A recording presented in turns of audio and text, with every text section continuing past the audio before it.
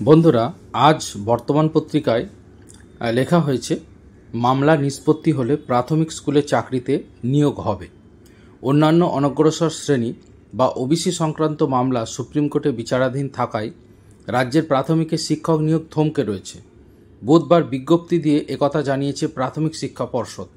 বিজ্ঞপ্তিতে বলা হয়েছে, মামলার নিষ্পত্তি না হওয়া পর্যন্ত নিয়োগ সংক্রান্ত সংরক্ষণের তালিকা প্রকাশ করা যাচ্ছে না। শিক্ষা দপ্তর থেকে প্রাথমিকে নিয়োগ সংক্রান্ত সংরক্ষণ যুক্ত মোট শূন্যপদের সংখ্যা পাওয়ার পরই নিয়োগ প্রক্রিয়া শুরু করা হবে। অর্থাৎ বুঝতেই পাচ্ছেন, প্রাথমিক শিক্ষক নিয়োগে আমরা জানি অনেক দিন ধরেই থমকে রয়েছে, এবং কি কারণে থমকে রয়েছে সে ব্যাপারে কিন্তু বিজ্ঞপ্তি দিয়ে কথা জানিয়ে দিল প্রাথমিক শিক্ষা পর্ষদ। অর্থাৎ অফিসিয়ালি তারা জানিয়ে দিল যে ওবিসি সংক্রান্ত যে মামলা চলছে সেই মামলা কোর্টে বিচারাধীন থাকার জন্য কিন্তু এক্ষুনি নিয়োগ করা সম্ভব হচ্ছে না। যদিও আমরা এর আগেও এ ব্যাপারে অনেকবার দেখেছি, অনেক স্মারকলিপি দেওয়া থেকে শুরু করে অনেকেই প্রাথমিক শিক্ষা পর্ষদের সাথে ব্যক্তিগতভাবে যোগাযোগ করেছেন অফিসে গিয়ে, সেখানেও কিন্তু নানা কারণ দেখানো হয়েছিল। কিন্তু এখন যে যুক্তিটা দেখানো হলো সেটা হচ্ছে যে ওবিসি সংক্রান্ত মামলা সুপ্রিম কোর্টে বিচারাধীন থাকার সংরক্ষণযুক্ত যে মোট শূন্যপদের তালিকা সেটা করা সম্ভব হচ্ছে না। অর্থাৎ ওবিসি এ যেহেতু 2010 সালের পর থেকে বাতিল হয়ে গিয়েছে, তাই এখন তালিকা করতে গেলে ওবিসি এ নিশ্চয়ই থাকবে।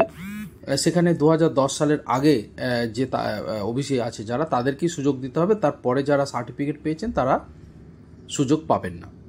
তো এই বিষয়টা রাজ্য সরকার হয়তো চায়ও না।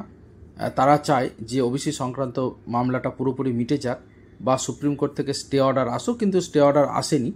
তো এই কারণে নিয়োগগুলো আটকে রয়েছে, এবং এ ব্যাপারে প্রাথমিক শিক্ষা পর্ষদ অফিসিয়ালি বিজ্ঞপ্তি দিয়ে জানিয়ে দেওয়ার ফলে যে আমরা জানি যে পিএসসি যে পরীক্ষাগুলো হচ্ছে না, সেটার যে কারণ সেটা কিন্তু অফিসিয়ালি জানা গেল। অর্থাৎ এতদিন একটা উপরে জানা যাচ্ছিল যে ওবিসি সংক্রান্ত মামলা জন্য নিয়োগ হচ্ছে না। আজকে প্রাথমিক শিক্ষা পর্ষদ যেহেতু অফিসিয়ালি জানিয়ে দিল, তো এটা রাজ্য সরকারের স্ট্যান্ড যে ওবিসি সংক্রান্ত মামলা না মিটলে কোনো প্রকার নিয়োগ করা সম্ভব হবে না রাজ্য সরকারের পক্ষে। এবং এ ব্যাপারে রাজ্য সরকার সার্ভে শুরু করেছে। এ সংক্রান্ত খবর ও সংবাদপত্রে প্রকাশ হয়েছে। এ ধরনের একটি ভিডিও আমার আছে, আপনারা চাইলে দেখে নেবেন, যে রাজ্য সরকারের পক্ষ থেকে সার্ভে করা হচ্ছে, এবং সার্ভে হয়নি যেটা মূল কারণ ছিল ওবিসি সার্টিফিকেট বাতিল হওয়ার, সেই কাজটা কিন্তু রাজ্য সরকার শুরু করেছে। আমার আরেকটা ভিডিও আছে, সেখানে দেখে নেবেন। যাই হোক, অন্যান্য সমস্ত খবরের জন্য অবশ্যই এই চ্যানেলে নজর রাখুন।